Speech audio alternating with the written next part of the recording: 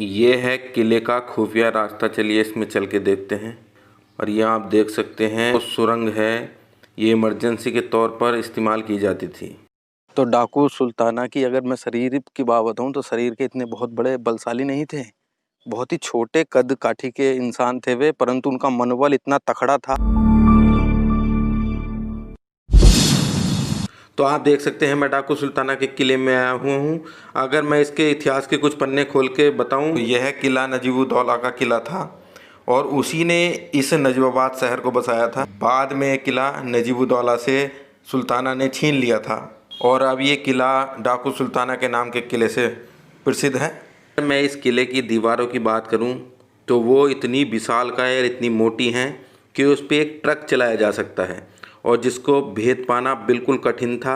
इसी वजह से डाकू सुल्ताना ने अंग्रेज़ों के ख़िलाफ़ इस किले का बहुत ज़्यादा इस्तेमाल किया था उस समय। यह किला कई एकड़ में फैला हुआ है। इसके चारों तरफ गोलियां चलाने के लिए छिद्र दिए हुए हैं जो कि बहुत ही ज़्यादा इस्तेमाल हुआ है उनका। और इसकी दीवारें इतनी मोटी हैं कि उस पर एक ट्रक चलाया जा सकता है। और अगर आपने इस वीडियो का पहला भाग नहीं देखा तो डिस्क्रिप्शन में लिंक है, आप जाकर इसका पहला भाग देख सकते हैं। भाग में मैंने इस किले को पूरा एक्सप्लोर किया है। इस किले में इस तरीके के कई सारे खुफिया रास्ते बनाए गए हैं जिनके माध्यम से इमरजेंसी के तौर पर इस किले से बाहर निकला जा सकता था और एक छुपने का भी रास्ता था। ये देखते हैं इसके, ये यहाँ से सीधा पार हो जाता था। अब गवर्नमेंट ने इसको बंद कर दिया है। और आप मेरे ऊपर देख सकते हैं ये किस तरीके की सुरंग थी जो इमरजेंसी के तौर पर डायरेक्ट ऊपर खींच लेते थे, आदमियों को भी और सामान को ऊपर खींच लिया जाता था। तो ये पूरी तरीके से सुरक्षा के तौर पे बनाया गया था। इसी तरीके से ये किला बनाया गया था। तो डाकू सुल्ताना की अगर मैं शरीर की बात बताऊँ तो शरीर के इतने बहुत बड़े बलशाली नहीं थे, बहुत ही छोटे कद काठी के इंसान थे वे, परंतु उनका मनोबल इतना तकड़ा था कि उन्होंने अंग्रेजों को बहुत बड़ा नाक में दम कर दिया था अंग्रेजों के। अन्य शरीर के बहुत ही दुबले पतले इंसान थे डाकू सुल्ताना। परंतु कहा जाता है कि मैं ज़िला बिजनौर का रहने वाला हूँ, तो मैं इस बात को डेफिनेटली कह सकता हूँ क्योंकि मेरे भी पूर्वज हैं, वे कहते थे इस बात को कि डाकू सुल्ताना ने कभी किसी गरीब को और किसी निर्धन को और किसी तरीके के मजलूम जो बेसहारा हैं उन्हें आज तक कभी नहीं सताया था। उसका केवल अंग्रेजी हुकूमत से और इनसे ही लोहा रहा है। तो इस तरीके से कहा जाता है। पुरातत्व का इस पर ध्यान बहुत कम है, थोड़ा सा इस पर ध्यान बढ़ाना होगा। इसकी बाउंड्रियाँ, चारों तरफ की बाउंड्रियाँ सही करनी होंगी, इसके ग्राउंड सही करने होंगे कि ये यहाँ पर टूरिस्ट आ सके और एक जो हमारा बिजनौर है वो एक फेमस हो सके। तो आपको से रिक्वेस्ट करूँगा कि आप इस वीडियो को ज़्यादा से ज़्यादा शेयर करें, जिससे कि हमारा जो ये डाकू सुल्ताना का किला है नजीबाबाद के पास, ये एक अच्छा किला बन सके और बढ़िया लोकेशन यहाँ पर प्रोवाइड हो सके। क्योंकि इसकी लोकेशन बहुत अच्छी है, यह बहुत ही कई बीघों में फैला हुआ है, इसका ग्राउंड बहुत है और ब्यूटीफुल भी बहुत अच्छा है। यहाँ पर गोलियाँ के जो जिस तरीके से गोलियाँ निकलती हैं ऊपर के नीचे के और बिल्कुल जस्ट दीवार की जड़ में भी खड़ा होकर मार सकता है, बिल्कुल उस तरीके के सब लोकेशन है। और जो गेट बहुत बड़ा है, बहुत ही अच्छा सुंदर गेट है, आप देख सकते हैं मेरे पीछे बहुत ही सुंदर गेट है। तो पुरातत्व विभाग को इस पर ध्यान देना चाहिए, इसकी ग्राउंड सही करनी चाहिए, इसकी बाउंड्रियाँ सही करनी चाहिए। और थोड़ा सा अभी हम आए तो थोड़ा सा पानी भरा हुआ है सामने, हमारी बाइक भी थोड़ी सी डिसबैलेंस हो गई थी, बच गए बाल बाल गिरने से। तो थोड़ा सा ये ध्यान देना होगा। और गेट है, मेन गेट इसको नहीं कहा जा सकता क्योंकि इस मेन गेट पे कोई ध्यान नहीं है, बिल्कुल है ऐसा ही। ये मेन गेट भी बिल्कुल सेम ऐसा ही है जैसा कि आप वो देख सकते हैं, उसी तरीके का बिल्कुल मेन गेट है। पर मैं ये कहना चाहूँगा, मैं आपको पूरा एक्सप्लोर करके दिखा रहा हूँ। इसको देखो कितनी तकड़ी बाउंड्रियाँ हैं। अगर इसकी मरम्मत सही करके हो जाए तो यहाँ पर पर्यटक कितनी मात्रा में आ सकते हैं, आप देख सकते हैं। इस जो हमारी पुरानी धरोहर है इसको एक्सप्लोर कर सकते हैं। इस पर काम सही करके चलना चाहिए, इसकी मरम्मत सही करके होनी चाहिए। ये देखिए कुछ इसकी बाउंड्रियाँ टूट गई हैं, ये मरम्मत होनी चाहिए इनकी। बाउंड्रियाँ टूट चुकी है, सामने ये बाउंड्री टूटी भी है, उन पे भी ये आप देख सकते हैं कितना जबरदस्त यहाँ का लोकेशन है। आप चाहे तो यहाँ पर बहुत वक्त गुजार सकते हैं, पिकनिक टाइप का एक तरीके से इसको बनाया जा सकता है। बहुत ही अच्छा लोकेशन है ये। तो किला बहुत बढ़िया है। अब थोड़ा सा आराम करते हुए इस किले में। इस किले की जितनी तारीफ मैं करूं उतनी कम होगी। बहुत ही ज़्यादा ब्यूटीफुल जगह है ये। एक शांति यहाँ पर पसरी हुई है। बहुत ही अच्छा लग रहा है यहाँ पर। आप बताइए कुछ सतेंद्र जी। बहुत शांति है यहाँ पर, बहुत ही ज़्यादा शांति है, सुकून है यहाँ पर। यहाँ बैठ के हमें आगे लगा कि कितना सुकून और कितनी शांति है। ऐसा ही होना चाहिए माहौल घूमने के लिए, और हमारे समाज का माहौल भी ऐसा ही होना चाहिए, बिल्कुल शांति पूर्वक। पर मैं कहना चाहूँगा कि थोड़ा सा पुरातत्व विभाग को इस पे ध्यान देना चाहिए। हल्की सी मरम्मत चल रही है पर इतनी मरम्मत से काम नहीं चल पाएगा। इसको एक पर्यटक स्थल में तब्दील करना है तो यहाँ पे थोड़ा सा अट्रैक्टिव कुछ करना होगा, कुछ मरम्मत करनी होगी, कुछ देख सजावट सकते हैं करनी ये होगी। किला है। और ये पीछे आप किला हमारे देख ही रहे हैं, मेन गेट है जिससे हम अभी एंटर हुए थे अंदर।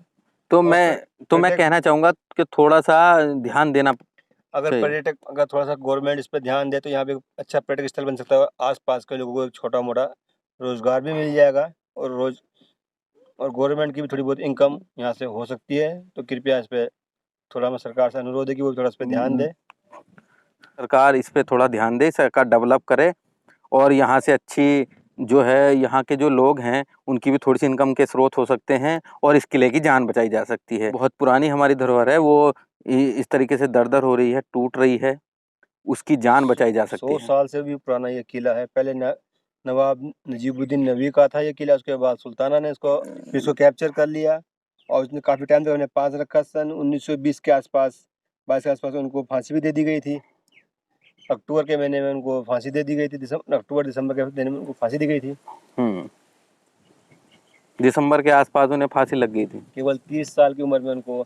30 साल की उम्र में क्या क्या इतिहास कितना घटित बड़ा कर दिया। इतिहास उन्होंने रच दिया था। कितना बड़ा इतिहास थी उनके अंग्रेजों की। अंग्रेजों के नाक चने चबा दिए थे।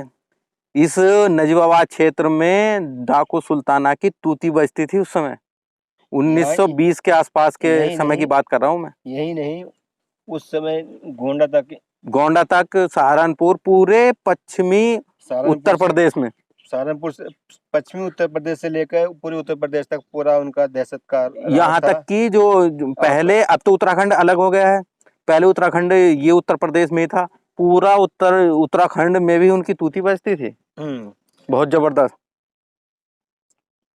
नैनीताल तक उनका मैं एक चीज कहूंगा कि वातावरण बहुत ही शांत है और बहुत ही यहाँ पर नेचुरल हवा आ रही है दूर लोगी, क्योंकि ये पोल्यूशन से बिल्कुल मुक्त है और एक जंगल में है, तो आपको नेचुरल हवा का यहाँ पर आनंद मिलेगा। अगर आप यहाँ पर कुछ समय पार्टिसिपेट करना चाहें एक अच्छी जगह जहाँ पर आपको नेचुरल हवा, चिड़िया की चंचनाहट, इस तरीके की आवाज़ें सुनने का शौक हो, तो आप विजिट करिए यहाँ पर। यह है डेस्टिनेशन की मैंने पूरी इन्फॉर्मेशन आपको दे दी है। ये डेस्टिनेशन नजीबाबाद से लगभग मात्र 2-3 किलोमीटर की दूरी पर स्थित है। नजीबाबाद से आपको पौड़ी नेशनल हाईवे की तरफ जाना होगा। पौड़ी नेशनल हाईवे पे लगभग आपको 1.5-2 किलोमीटर चलने के बाद राइट लेना है। आपको राइट लेने के बाद एक गांव के जस्ट समीप में ये किला स्थित है। गांव का नाम है घिसटपुर। हाय दोस्तों, मेरा नाम है विनीत और आप देख रहे हैं वी आर मोटो ब्लॉग्स। तो जैसा कि आप देख सकते हैं, आज मैं बहुत ही ठंडी छाँव में और एक पौराणिक जो है हमारी धरोहर है डाकू सुल्ताना का किला, उसमें बैठा हुआ हूँ। लोकेशन बहुत ही अच्छी है, आप यहाँ पर विजिट कर सकते हो। अगर आप मेरे चैनल पे पहली बार आए हैं तो मेरे channel we are moto blogs को सब्सक्राइब कर लीजिए और बेल के आइकन को दबा दीजिए ताकि मेरी सारी लेटेस्ट वीडियो आपके पास पहुँचती रहे। तो लगभग 3-4 घंटे यहाँ पर पार्टिसिपेट करने के बाद अब हम चलते हैं किसी नेक्स्ट डेस्टिनेशन की ओर। तो आशा करता हूँ ये वीडियो आपको अच्छी लगी होगी।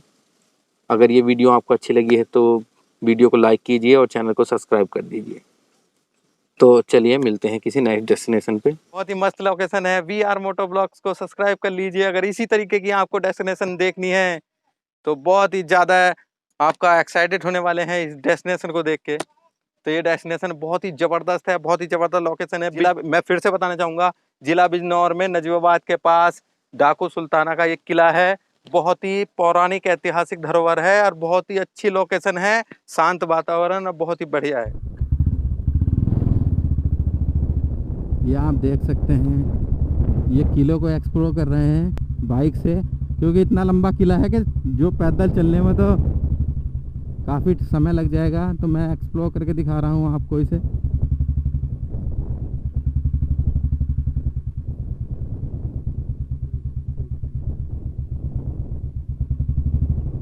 ये थी वो मोह।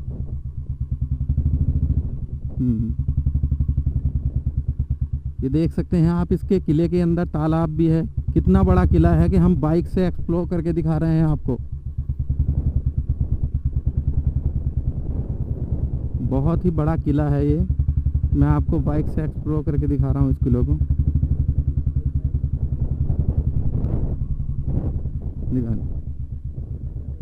देखते हैं, ये इसका पीछे मेन गेट था, ये एक मेन गेट है। और कितना बड़ा किला है ये अब दिखा रहे हैं। किले में कितनी देर से बाइक दौड़ा रहे हैं, कितना तकड़ा किला है आप देख सकते हैं। ये सुल्ताना डाकू का किला, बिजनौर, ज़िला बिजनौर में। पैदल में किले को एक्सप्लोर करने में बहुत समय लग जाएगा। तो ये एक ऐतिहासिक बहुत बड़ी धरोहर है। इसको एक टूरिस्ट प्लेस के रूप में एक्सप्लोर किया जा सकता है, और गवर्नमेंट चाहे तो इस पर पैसा लगाकर पैसे कमा सकती है, और यहाँ के व्यक्तियों को भी रोज़गार दे सकती है, और एक घूमने का नया डेस्टिनेशन हो सकता है ये डाकू सुल्ताना का किला। अब यहाँ से डाकू सुल्ताना के किले से हम चल रहे हैं।